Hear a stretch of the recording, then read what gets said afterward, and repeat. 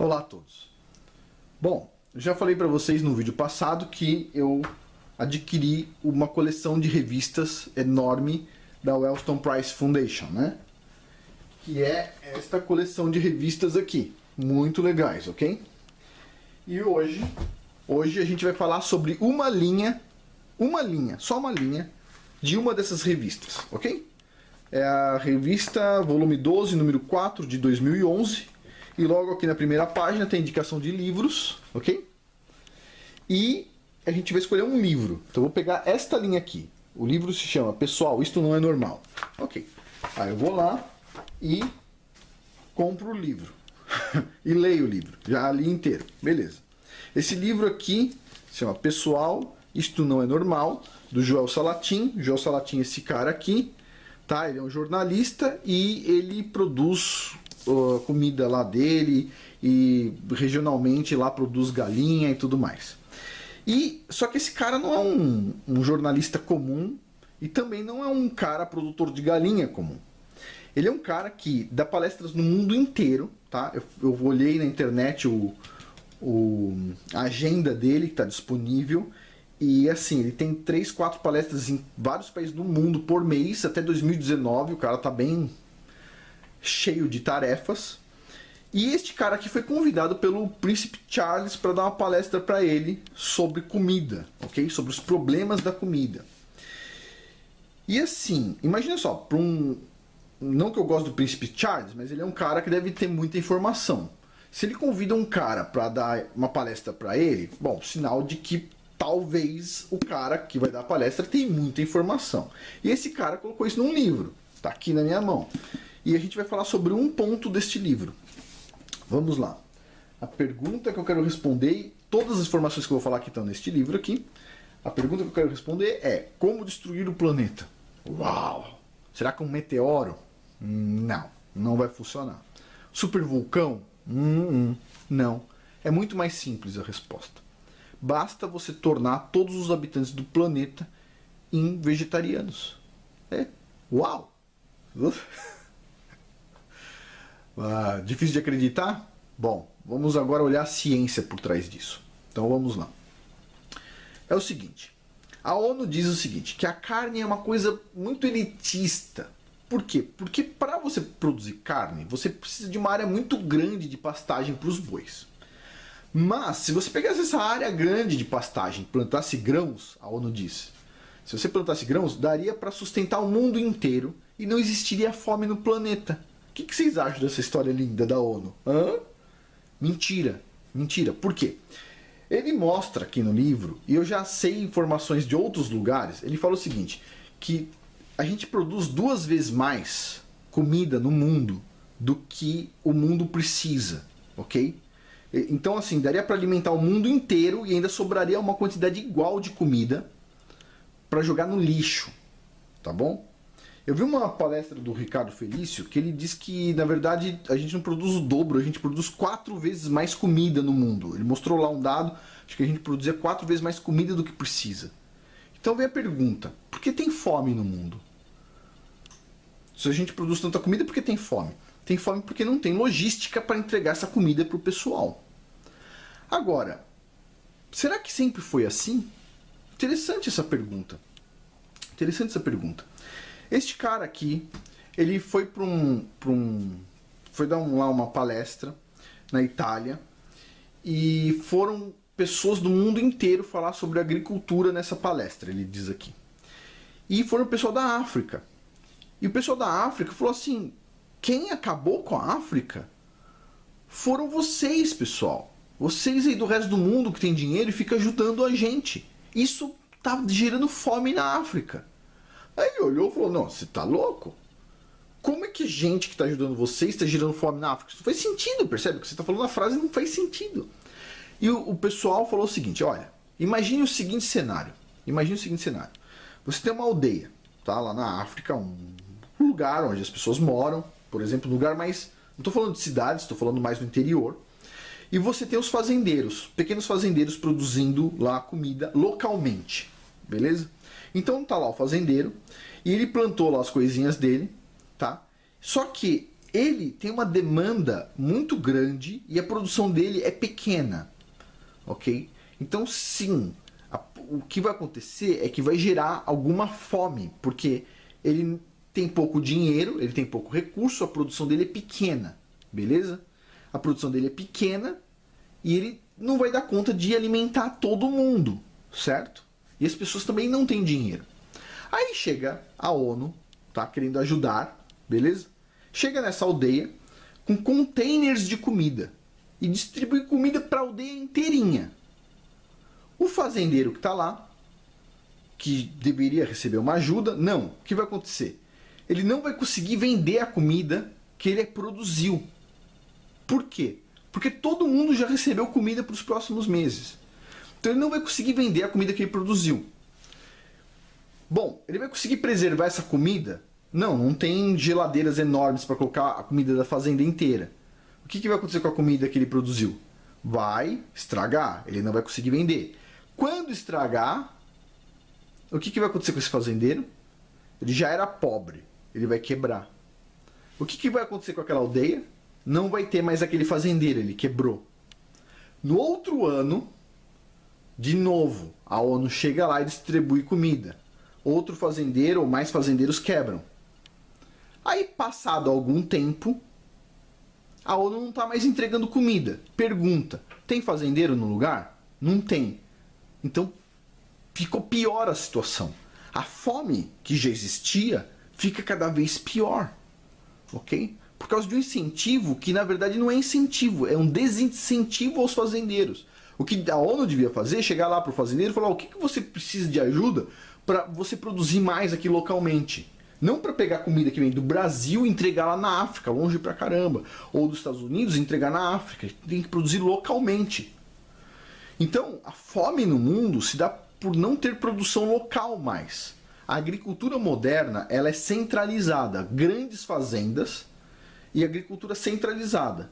Ok? É isso que se ensina hoje nas universidades. Olha, pessoal, é melhor a gente concentrar, fazer uma monocultura numa fazenda do que ter várias fazendinhas.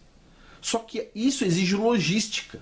Se amanhã o petróleo ficar caro, se amanhã acontecer algum problema, a comida vai ficar mais cara, porque a logística vai encarecer. A logística não é tão cara hoje. A gente pode comprar uma comida que está a 2.000 quilômetros de distância. Por quê? Porque o combustível ainda não está caro. Graças a Deus, entendeu? Mas se acontecer qualquer problema no mundo e a logística ficar cara, a comida dispara, tá bom? Então, ele fala aqui que, na verdade, o que a gente conhece como comida, a gente vai lá no mercado e compra. O supermercado, Walmart, Carrefour, só apareceu o primeiro supermercado no mundo em 1947. Ou seja, um fenômeno novo. Antes disso, todo mundo comprava o frango vivo, cortava o pescoço dele, fazia sua comida.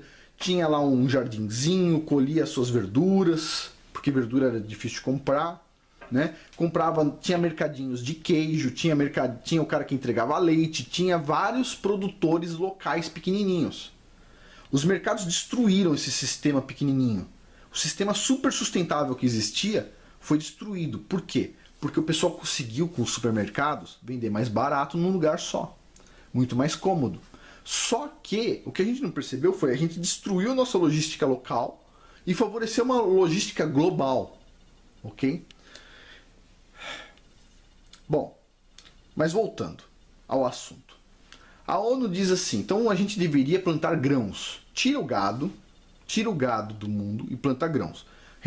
Eu já falei aqui, é uma mentira, por quê? Porque a gente já produz mais comida, a gente não precisa produzir mais e mais comida, a gente já produz muita comida, mais do que a gente precisa. Então a gente não precisaria tirar o gado e plantar grão. Mas a ONU diz, tira o gado e planta grão. Olha que interessante. Agora, o que ele mostra aqui é o seguinte. Quando você planta grãos, o grão ele é um conhecido destruidor de solos, ok? Ele destrói o solo. Para vocês terem uma ideia, tem um estado aqui nos Estados Unidos, agora eu não lembro o nome, mas eu acho que é Idaho, que é conhecido como o estado do pão. Lá é produzido a maior parte do trigo dos Estados Unidos. E esse estado já perdeu quase 2 metros de solo. ok? O trigo vai tirando todos os nutrientes do solo, vai aumentando a erosão do solo, vai destruindo o solo. O trigo desconstrói o solo, o milho desconstrói o solo. Na agricultura antiga, o pessoal já sabia, e eu vou explicar por que eles sabiam que você não podia plantar no mesmo lugar todos os anos grãos. Você não podia plantar milho todos os anos, você não podia plantar trigo todos os anos no mesmo lugar.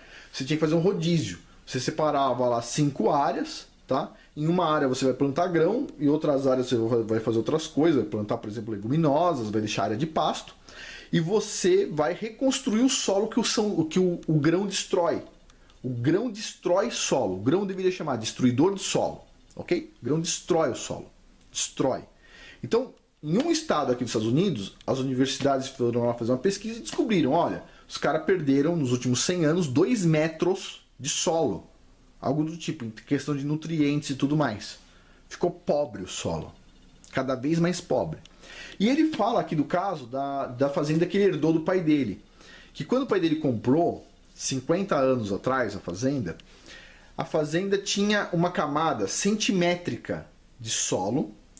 O solo tinha sido destruído, tá?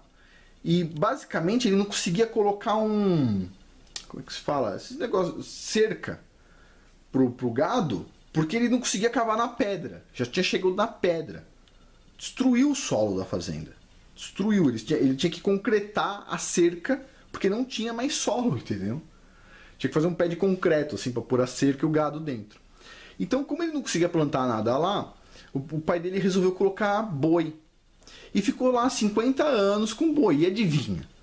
O pessoal da universidade foi lá investigar o solo da fazenda dele e já tinha quase 50 centímetros de solo fértil. O gado, durante 50 anos, construiu 50 centímetros de solo fértil na fazenda dele. A fazenda do cara é super produtiva. Por quê? Porque ele sempre teve gado. E adivinha? O herbívoro, ele é um construtor de solo. Enquanto os grãos destroem o solo, os grandes herbívoros, o boi e a vaca, constroem solo. Aí alguém vai falar o seguinte, mas espera um pouquinho, a planta cresceu do chão, né? Então você está pegando o solo e está devolvendo para o solo. A planta não cresce só com o que tem no chão, ela cresce também com o que ela tira do ar. Ela tira CO2 do ar, tá? Ela tira também umidade, tem toda a questão da fotossíntese, que vem a energia do sol, né?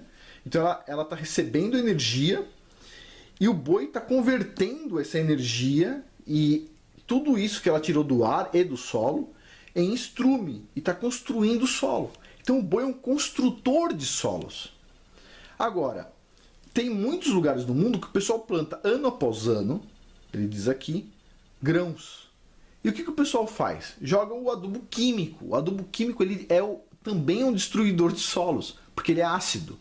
Então ele acidifica o solo e permite a lixiviação, a erosão, vamos dizer assim, dos elementos químicos que estão lá no solo. Vai empobrecer ainda mais o solo. Então assim, plantar grãos vai destruir o solo. Agora, uma pergunta interessante. Isso não está no livro, eu vou fazer a pergunta. Vamos pensar um pouquinho aqui. Como é que os antigos já sabiam que os grãos eram destruidor de solos e eles não plantavam grão se não fosse por rodízio, fazendo rodízio de área para área? Dividia o terreno lá em tantas áreas e fazia área por área. Como é que eles sabiam disso? Interessante, né? Por que eles falavam, não, isso é absurdo, tem que fazer o rodízio? Por quê? Como é que eles descobriram isso? Provavelmente eles destruíram alguma coisa, ok? Você não acha, não? Eles devem ter destruído alguma coisa e ficou o aprendizado. Agora, olha que interessante. A civilização, basicamente, começou na África, tá bom? Isso a gente sabe, todo mundo vai chegar à mesma conclusão. E, olha só, o deserto do Saara, ele, independente do formato da Terra, ele está numa posição muito parecida com a Amazônia, né? Que é um lugar muito rico. E o Egito era tido como um lugar muito rico, muito fértil, principalmente nas margens do rio Nilo, que até hoje tem bastante coisa. Mas quando você olha o Egito, você fala o seguinte, meu, isso aqui não parece que era muito fértil, percebe? Como é que tinha uma civilização tão grande aqui? Parece que esses desertos aí não são muito férteis. Será que parte daqueles desertos viraram aqueles desertos por abuso no plantio de grãos? Eu não sei. Mas ele diz aqui que plantar grãos ano após ano gera desertificação. Então, se você tirar o gado da equação, convencer todo mundo de que a gente tem que comer só grãos, tá? Vamos comer sucrilhos, sei lá, milho, etc. O que a ONU quer? Vegetarianismo. Se você fizer isso, tirar o gado, o que vai acontecer? O construtor de solo vai sair do esquema. Quando o construtor de solo sair do esquema, questão de 50 anos, vai destruir o solo, vai gerar fome no mundo inteiro, se a gente fizer isso. Se o pessoal esgotar o nosso solo, não vai ter comida pra gente, percebe? É uma coisa super grave. Então assim, vocês percebem? A ONU sabe disso. Alguém aqui acha que a ONU não tem um cientista pra falar, desculpa, você não pode plantar grãos todo ano num lugar. Vocês acham que não tem um cientista pra falar isso? Tem que fazer rodízio, tem que ter gado. Que nem esse cara tá falando aqui. Tem que ter. Então a ONU tem. Agora, por que ela sugere plantar grãos? O destruidor dos solos. Interessante, né? Se a gente fizer isso, a gente vai estar desertificando o nosso planeta. Aí alguém vai falar o seguinte, mas Afonso, isso é reversível. Se der pau, a gente pega e põe o gado de novo no lugar. Olha, se as pessoas se tornarem vegetarianas e reduzir a quantidade de gado que tem no mundo, reduzir o número, para você multiplicar o gado de novo, até o número que a gente tem hoje, que é um número bastante grande, vai demorar séculos, percebe? Porque o gado é assim, pelo que eu entendi, aqui cada vaca só tem um bezerro, uma vez por ano. Então para você multiplicar por 10, você vai ter que esperar, no caso aí, sei lá, X anos. Mas se você tiver uma quantidade muito pequena de gado, multiplicar por 10 não vai ser nada, percebe? Então assim, o gado, a quantidade de gado que tem que ter no planeta tem que ser proporcional à população do planeta. Por quê? Porque eles são os construtores do solo. Na verdade, o que ele fala nesse livro é que Deus criou o mundo tão perfeito que se você tirar uma borboleta do mundo, se você conseguir tirar as borboletas todas do mundo, o mundo ele vai entrar em colapso. Se você pegar um animal específico, assim, que tem alguma importância que a gente não entende para o ecossistema e tirar ele, o mundo entra em colapso. Só que tirar os bois é muito mais fácil do que tirar borboleta, do que tirar formiga, do que tirar qualquer coisa. É só você incentivar as pessoas a não comerem mais carne. Ok? Aí alguém vai falar o seguinte, não, espera aí, Afonso. A gente pode então ter os bois, mas a gente não precisa comer eles, percebe? Porque isso não é muito justo. Cara, sério, vamos lá. Quem vai dar água pro boi, vai cuidar do boi, etc., se ele não virar um produto, não virar carne, não virar alguma coisa? Você vai criar um boi como pet? Isso é bizarro, percebe? Não é assim. E o que ele fala nesse livro muito interessante, ele faz uma análise muito interessante, ele diz o seguinte, o que as pessoas não percebem é que a vida exige sacrifícios, ok? Então quando a gente está, por exemplo, ele fala aqui, comendo uma cenoura, o que a gente está fazendo é recebendo energia para poder plantar mais cenouras. Quando a gente está comendo um pedaço de carne, a gente não é sádico falando, um animal morreu para mim, está fazendo isso. Não é isso. A gente está recebendo energia com gratidão para ter mais energia para cuidar dos animais também. Percebe? A vida exige sacrifício. E ele ainda destaca aqui, isso está na Bíblia. Ok? Olha, a gente não merece a vida eterna, né? A gente não tem mérito para isso. Alguém veio resgatar a gente, pagar por nós, pela nossa vida, para a gente ter vida eterna. O Messias veio, ele se sacrificou numa cruz. Então você percebe?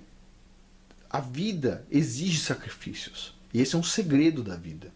Vou dar uma paradinha no vídeo, porque vai interromper e já continuo. 1 minuto. Continuando. Então assim, a carne é fundamental. Eu já fiz vários vídeos sobre a carne aqui. Se eu não me engano, acho que o YouTube apagou um deles, alguém estava reclamando outro dia. Mas assim, eu vou dar uma olhadinha, vou tentar deixar os links abaixo. E alguém vai falar o seguinte, mas Afonso, a carne faz mal, cara. Ah, meu Deus, você não vê os cientistas aí? Os cientistas estão todos falando, a carne faz mal, cara. Puxa vida. Mas adivinha, eu não vou pegar aqui a revista, mas eu comprei esse livro aqui indicado pela revista do Elston Price Foundation. Tá aqui o livro, ok? Eu não terminei de ler ainda. Mas este livro aqui, que se chama aqui, ó, The Meat Fix. Fix é consertar, né? Meat é carne, né? O conserto pela carne, alguma coisa desse tipo. E o cara diz o seguinte aqui: esse livro foi escrito por um vegetariano, ok? Vegetariano. Ele foi vegetariano durante 26 anos, ok? Foi vegetariano durante 26 anos e ele sentia fraqueza, ele sentia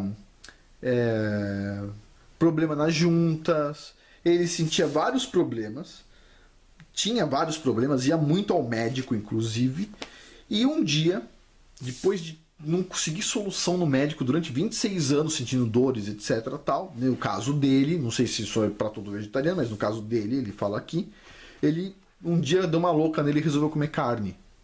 E no dia seguinte ele se sentiu um pouco melhor. Ele resolveu comer carne de novo. E no outro dia ele se sentiu um pouco melhor. Aí ele resolveu parar com o negócio de vegetarianismo. Uma semana depois, ele já era outra pessoa, estava bem. Aí ele se sentiu idiota, porque ficou 26 anos sentindo dor. E aí ele resolveu escrever um livro falando a importância da carne para os vegetarianos. Caramba, hein? Existe livro mostrando a carne faz bem, ok? Sim, tudo que é demais faz mal. Se você tomar água demais, faz mal. Tudo que você fizer demais faz mal. Mas numa dose razoável, lógico que não faz, percebe? Ah, tem gente que fala o seguinte, ah, mas o mundo futuro vai ser assim assado, etc. Desculpa, tá na Bíblia que pode. Se Deus colocou, nosso Pai colocou, olha, tais animais você pode comer tranquilo, no caso, o boi, o cordeiro, né, o carneiro e outros, se lá tá que você pode comer, o seu Pai divino, ele não vai te sacanear, ele não vai falar assim, tchá, come aí, mas vai te fazer um pouco de mal. Ele vai te falar, não, ó, tem os animais que são puros, você pode comer. E tem os animais que são impuros, que nem o porco. Você não pode comer. Então, se ele falou, você pode, é porque você pode. Percebe? A carne faz bem. Agora, essa agenda da ONU para tentar forçar vegetarianismo no mundo inteiro, e você vê, você entra no UOL de vez em quando, tem lá, ah, o vegetarianismo é importante. Outro dia eu vi uma reportagem do UOL toda linda lá, semi-vegetarianismo. Uau, vocês não estão conseguindo introduzir o vegetarianismo no povo, né? Estão inventando moda. Não vai dar. Ok? Tirar a carne do cardápio vai reduzir a quantidade de bois no mundo. Reduz a quantidade de bois, você está reduzindo a quantidade de construtores de solo. Você reduz os construtores de solo e planta trigo, aveia no lugar, os grãos, você vai gerar desertificação. Com a desertificação, você vai reduzir a área de plantio. Reduzindo a área de plantio, você vai gerar fome no mundo inteiro. Gerando fome, você vai gerar conflitos no mundo inteiro. Você vai gerar guerras no mundo inteiro. Com isso, você destrói todo o nosso mundo do jeito que a gente conhece. Aí o pessoal vem com a solução horrorosa aí, fazer comida de astronauta pra gente. Ó, pega areia, um pouco de fezes, água e põe aí. Só que é o seguinte, você não vai chegar a 30 anos de idade, só os 50, sei lá. Você vai trabalhar e quando chegar na data tal, você bum. Isso não é certo, percebe? Agora, o que eu sugiro aqui? Eu sugiro que a gente ajude a reconstruir a distribuição local de comida. Ok? Por quê? Como é que a gente faz isso? A gente faz isso, olha, viu um lugar que vende tomate. Vai lá e compra o tomate no lugar, não precisa ir comprar no mercado. Aí eu conheço um cara que produz leite. Vai lá e compra leite do cara, entendeu? Incentiva coisas perto da sua casa. Ah, mas não tem nada perto da minha casa. Bom, aí você não pode fazer nada, né? Mas tenta fazer, tá bom? Bom, por hoje é isso, basicamente. Então, para destruir o mundo, tire a carne do cardápio, tá? Só isso. Só isso deu pau, ok? dica então deste livro, esse livro muito interessante. Uma hora a gente fala sobre o que esse cara fala sobre a Monsanto, ok? Bom, por hoje é isso. Muito obrigado.